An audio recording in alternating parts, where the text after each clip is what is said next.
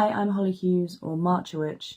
Today in From the World Up, I'm hopefully going to be helping you to make your desert worlds more believable and help you flesh out your desert cultures. Alright, let's start off talking about the different types of desert. You don't have to just write the subtropical Sahara style. Consider also these. The ice deserts of Antarctica, the cold but sandy desert of the Gobi, the arid rain shadow is the technical term of the Mojave.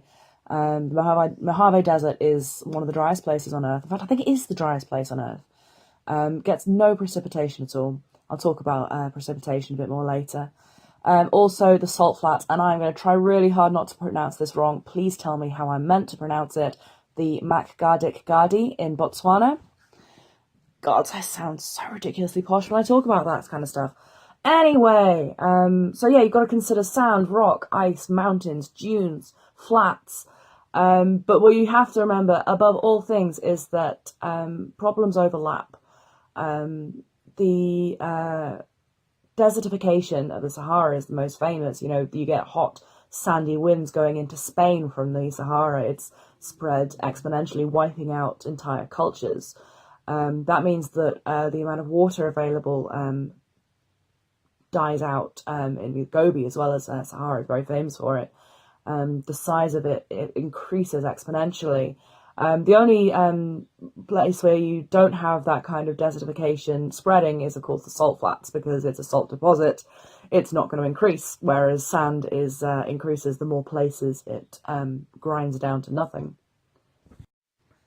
One of the things that people notice when you get wrong, and unfortunately don't tend to notice when you get right, is consistency and logic in flora and fauna around your worlds. So I'm going to get into talking about the kinds of plants and the kinds of animals that you're going to get in desert areas. To start off with, plants, obviously not a lot. The most likely ones are going to be succulents, cacti, and occasionally flowers like oleander. They tend to have deep roots, and then will adapt for their surroundings. So they'll have retracted stomata, you know, the little bits that stick out for pollen. They're going to be largely leafless for part or most of the year, because they get a lot of light anyway, and they don't want to lose water through God, what are those little things called? My plant knowledge is failing me. The little holes, basically, in all their cells. And they adapt with different ways. Cactuses store huge amounts of water, so do succulents. The main cactus, which apparently is just called a big old cactus or something, has white spines and white hairs because it reflects both the sun and the heat, the light and the heat even. So things like that, if you want to be outlandish and say something's blue, you have to think, okay, why would it have evolved to be blue in the desert? It would have evolved to be as pale as possible, to reflect as much heat and light as possible. Always remember that cacti and succulents can be used for water, for people who are lost in the desert, because you can suck up as much liquid as possible. And they don't tend to be poisonous. But often the flowers are too, because they have a hard enough time evolving, so they need to be poisonous so that those animals that are in the desert aren't going to eat them. Talking about insects now, bearing in mind I'm arachnophobic, so I'm not going to go into a huge amount of detail here, but they tend to have like hardy carapaces. They tend to be sort of shiny to reflect the light and the heat again. They tend to be biting and stinging insects because they don't have a lot else to eat, so they will crowd around oases, around caravans, and sting and bite their way through people and camels. They tend to have long legs or wings because of the sand. They either need to be able to go over it or to be able to pick their way through it. You'll find them around any water source. Insects and arachnids need to drink too. So any kind of well or oasis is going to have flies, and you're going to need to watch out for scorpions and things like that. Scorpions burrow. They go under the sand, so when you're settling up, that's one of the reasons if you're traveling in the desert, you always put a tarpaulin down so that you don't get a scorpion up the butt.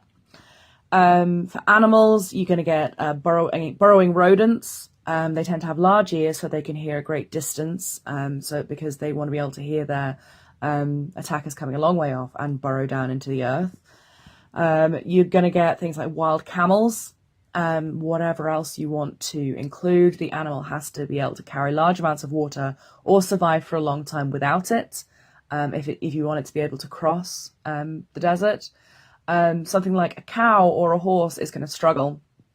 Obviously, Arabian horses have been bred by humans to adapt to the desert with flatter feet and being very light on those feet and things like that, and with big floofy manes, eyelashes and tails to keep the flies away. You always have to think in terms of evolution. Even if you're creating, again, like I say, doing a creationist story, the gods would not create an Arctic fox and put it in a desert, because that would just be cruel. They create a fennec, which is quick enough to eat scorpions. It has big ears so it can hear attackers coming a long way off. And it has light fur, which reflects the sun, rather than thick fur, which keeps heat in. Often animals in deserts are nocturnal because it's cooler at night. Even in cold areas, apparently, even in the Gobi Desert, you get a lot of nocturnal animals. Don't quite understand that, but you know. Birds wise, you get a lot of flycatchers because of the insects. Again, they would be focused mainly around oases and towns, because they would need somewhere to nest. And obviously vultures. Vultures are actually very clean animals, because they have to survive in those kind of heats and things like that. If you want to have vultures, do research their behavior. I'm just going to gloss over this now, but if you just rely on that bit in The Lion King, you're going to be sadly confused. Also, by the way, I'm in the UK, so when I say a buzzard, I mean a bird of prey that is a hawk and is brown and is not a vulture. I will differentiate between the two in the same way that I would always differentiate between a turtle and a tortoise, just if that ever comes up. It might seem pithy to be talking about weather in the context of deserts. Part of the reason that they become deserts is that they don't have seasons, because they're on the tropical line or because they're too high up, things like that. But you do get the extreme temperature change between day and night. That is a pattern all over the place. The Gobi Desert, apparently at night, is one of the coldest places on Earth. I'm getting very quiet. I apologise. I'll try and moderate my tone. You do get rain in the Sahara. One of the only places you don't tend to get rain is the Mojave Desert, as I said earlier. It's called a rain shadow desert for that very reason. But you do get rain. You do get snow in the Gobi Desert, where it's very, very cold. As I said, you don't get huge differences between seasons, so you're not going to get a big winter and summer. People living in a desert won't really mark the year in the same way as that. They tend to mark it possibly by movement of the stars, movement of moons, things like that, rather than in the UK, for example, where it's very obvious in winter the days are long and the nights are long and the days are short, and some of the other way around. Sandstorms are a fantastic narrative device. Anybody who travels in the desert is going to be carrying a tarp with them, because when you get hit a sandstorm, you cover up and you wait it out. No one with any experience would try and go through a sandstorm. It's not like, oh, the crazy sea captain who's going to drive through the eye of the storm. No, in a desert, if you try and, no matter how well you know it, no matter how long you've lived there, if you try and walk through a sandstorm, you end up turned around, because the dunes are always shifting under the wind. It's very rare to get dunes that stay there all the time. They are always shifting. As I mentioned earlier, also consider desertification. If you're at the edge of a desert, you're going to get hot, dusty winds coming through and messing with your crops, messing with your houses, filling your eyelashes with dust, things like that. The desert does not stop on a line. Light-wise, sunrises and sunsets are going to be oranges and pinks and reds because of the dust from the desert kicking up, and it causes, I want to say refraction, the light passing through it. That's what causes sunset colours, is pollution and dust and sand. In the case of deserts, if you're going somewhere like a salt flat, it's going to be very yellow, very pure. Probably same with the Gobi Desert, but I'm not entirely sure on that. Should have researched that before I did the segment, shouldn't I? So yeah, that's light. The nights tend to be very, very dark because there is little habitation, therefore very little light pollution. So you get the midnight blue, black skies and the swathes of white stars. So almost creamy because there's so many of them.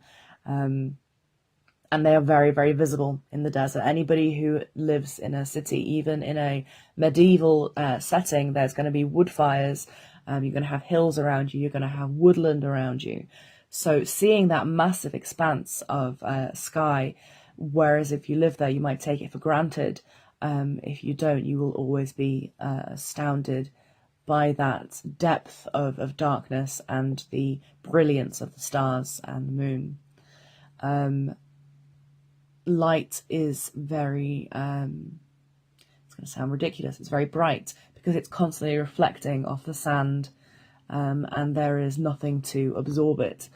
There's no buildings, there's no trees, nothing like that. So you are very aware at all times of the brightness and of the merciless quality of the sun. So yeah, I think that's all I need to say about the weather. Do ask me questions as ever. I'm more than happy to do extra research. I know that I've gone over that very quickly.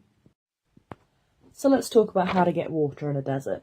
Pretty much everybody's first concern. I'm going to go through the different ways that water is available and for you to consider sticking into your book.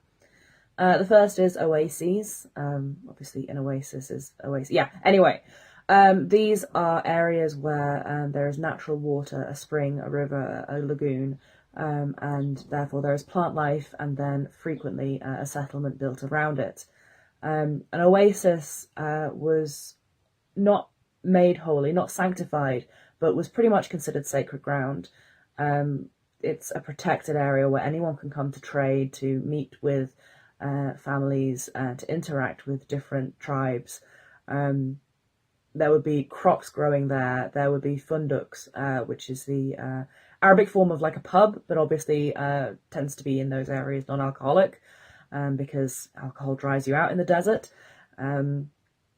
So they are good places for people to meet up, to gather. Obviously very good places for religions to spread because everybody has to come to them. And people come from all over different areas will end up in the same oasis. Committing crimes in an oasis is a big no-no. Obviously they happened, but because it's kind of considered a protected area because you have to be there because it's the only place there's water, it is a massive, massive social solecism and would be met with extreme prejudice and extreme execution, basically, if you were lucky. You would also have wells scattered throughout the desert, dug deep into the rock. Anybody who used them would be expected to maintain them, clean them, make sure that there's no salt or sand getting into the water. You would, if you knew where they were, you'd probably learn from someone who had learned from someone who had learned from someone who built a well. It was very much a case of you had to be in the know to use the trade routes, and tribes would want to keep it that way because it gave them an advantage. They don't want just anybody going back and forth because it means they lose that precedence and that exclusivity in their trading. So, for example, during the Crusades, you'd get crusaders dying in their masses of lack of water because they just thought God would keep them hydrated. Genuinely, I'm not being pissy. They genuinely thought that, and they'd be 10 feet from a well, but because they didn't know what to look for and where the trade routes were, because they weren't the indigenous people, they would die in their thousands. Like with the oases, well poisoning is like a cardinal crime. It would absolutely have you staked out in the desert or executed very, very horribly because, as again, people need that water, and the people that you kill, it's impossible to just target one person. You're going to be killing anybody who uses that well. So it is the ultimate crime. It's used as an example in By Jingo, by Terry Pratchett. Do I mean By Jingo or Oh Jingo? It's one of the two. It's one of my favourite books, but I always refer to it as Jingo.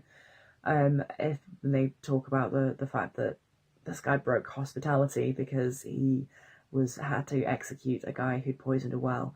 And that book is actually another one which is everybody should read anyway, because it's just one of the best books ever written, but also because it describes desert culture and the debilitating effect of heat on those who aren't used to it. Qusurs, I may be pronouncing that wrong, Qsours. This is a kind of blanket term. They were places where there were deep wells in the water, but it was also used for irrigation. There would be pumping systems built in so that anybody could go and collect water and take it to their home, to their area, to their animals, to their crops. Obviously, these qusurs would be a great place to meet up with your friends and to gossip over. They were along water lines under the earth, which brings me to the most impressive example of, if you put this in a book, people might not believe you. When Marrakech was established, they dug through bedrock underneath the city, underneath the desert, up to the mountains, the Atlas Mountains, so that they would have cool running water in these tunnels all the way through the town, so they could have ventilation systems, and they'd have hatches so they could reach down and get fresh, cool water. And then these qusurs would be built on top of them so that people could access them who weren't in the city centre, so that if they were in the surrounding areas, building out there and having farms and stuff like that. But just the sheer undertaking of, admittedly, obviously is with slaves, but if you have magic, you could easily do this with a magic system. Having that cool water to keep the houses cool, and to have constant access to water is just absolutely ingenious.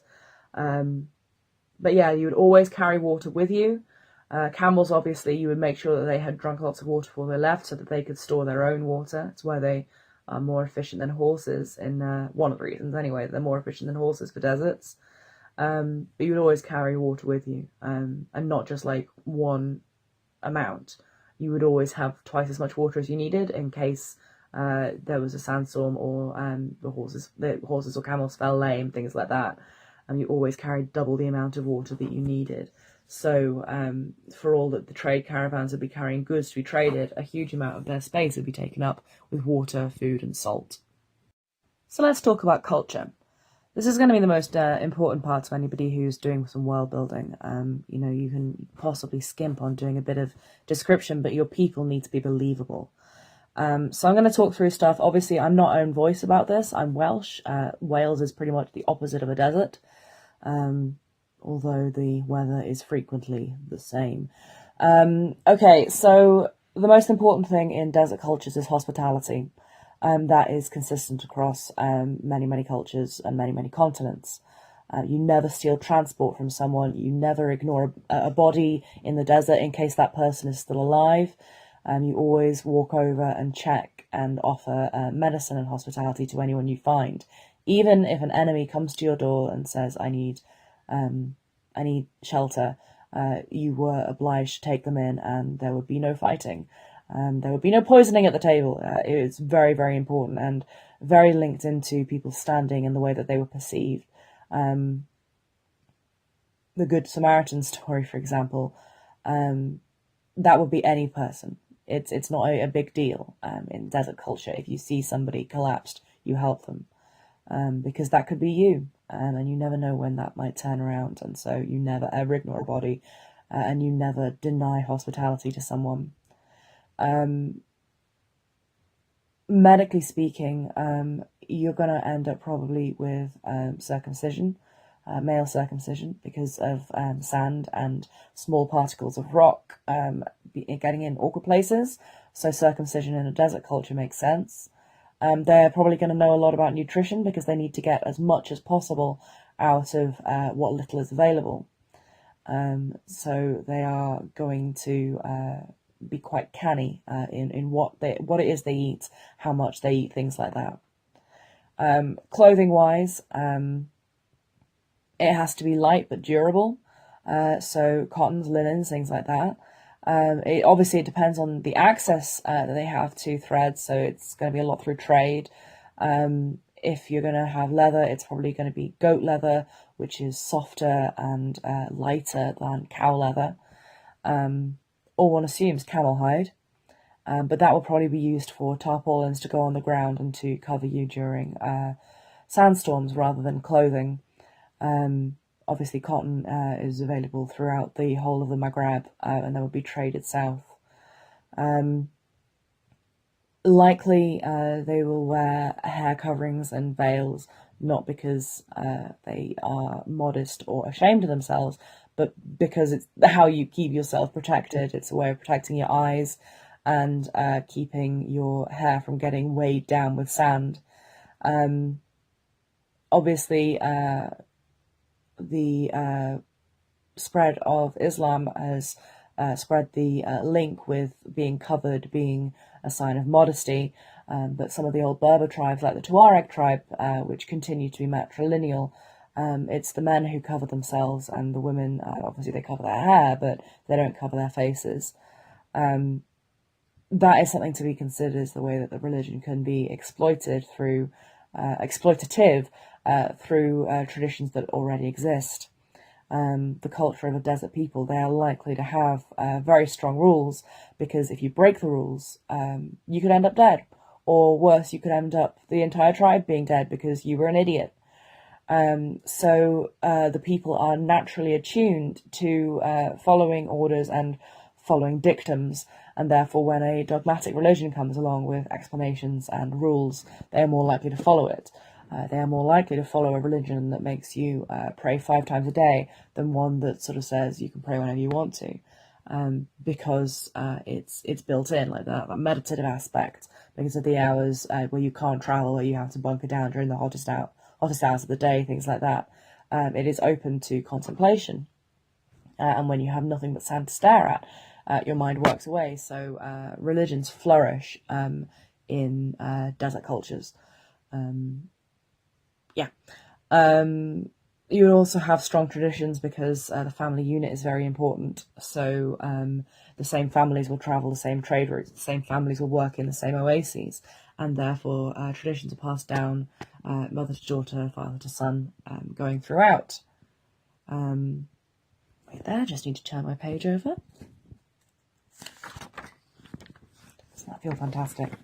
That cultural thing is often a reason why people stay in deserts, even though obviously they are extremely harsh.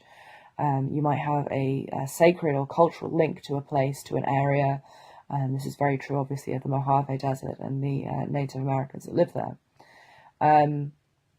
There is a heritage to traveling the same trade routes as well, to being that family, to being the reliable family that does that journey and makes that trip, makes that difficult and harrowing journey over and over again.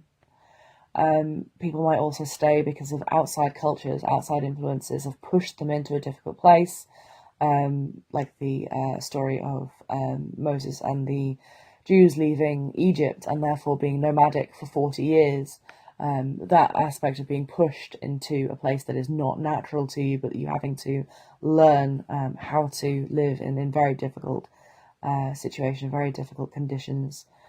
It's extremely good for a narrative and for a background of a story and of a character's people.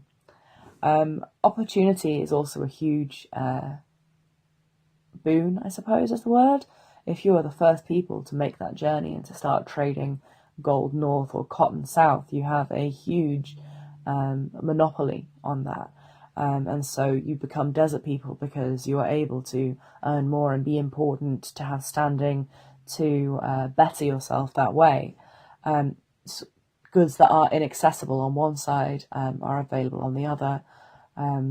This became very true when coffee was being traded from the south, from mid-Africa and South Africa up across the desert into the Arabic lands. It became a cultural phenomenon and almost a staple of the diet, and therefore it could be traded very, very expensively across the desert, at least until air travel became possible.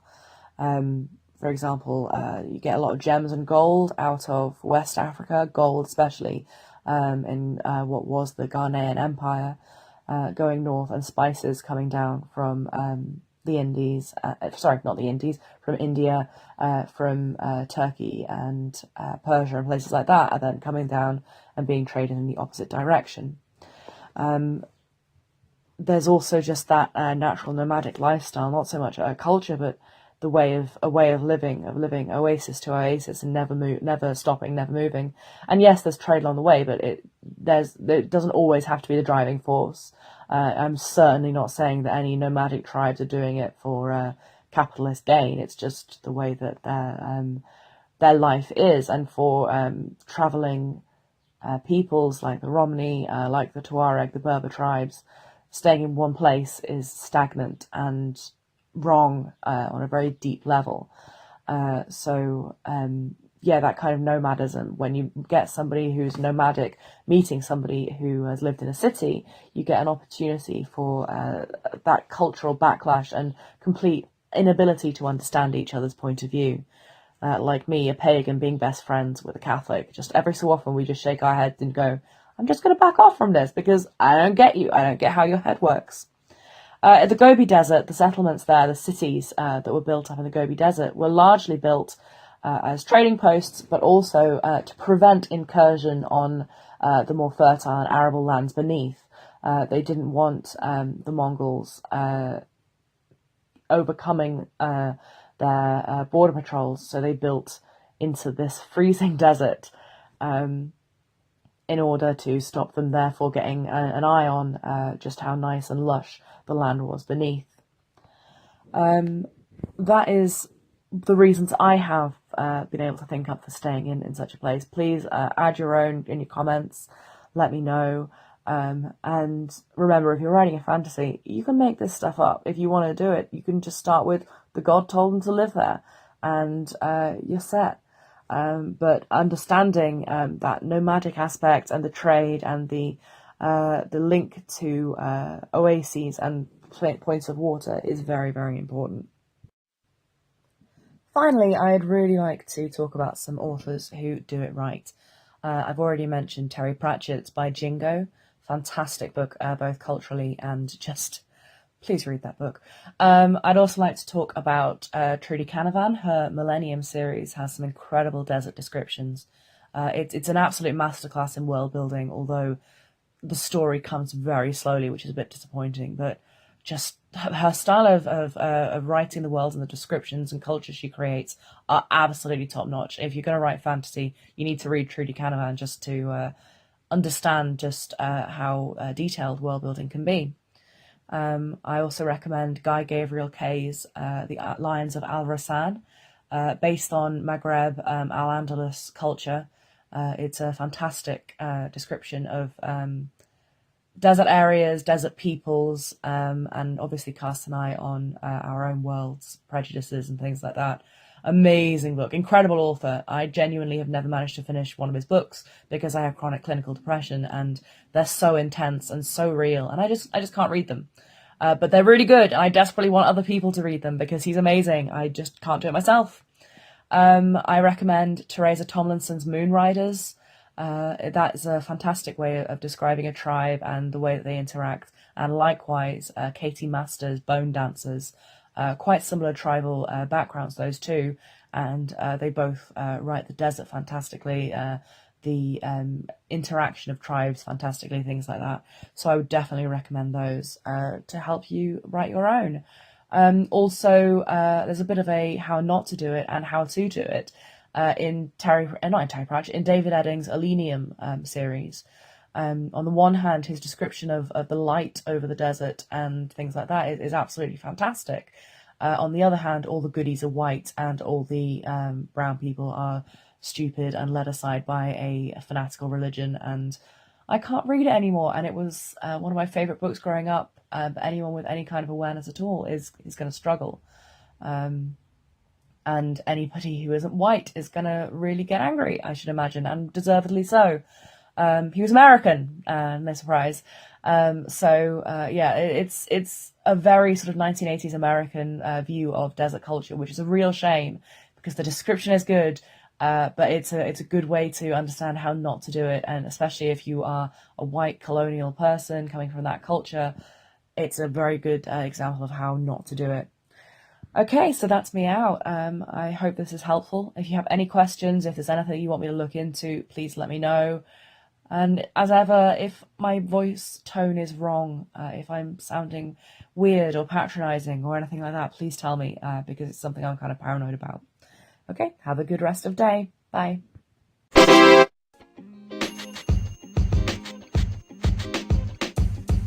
The podcast you just heard was recorded with Anchor. If you want to make your own, download the Android or iOS app completely free from anchor.fm/podcast. That's anchor.fm/podcast.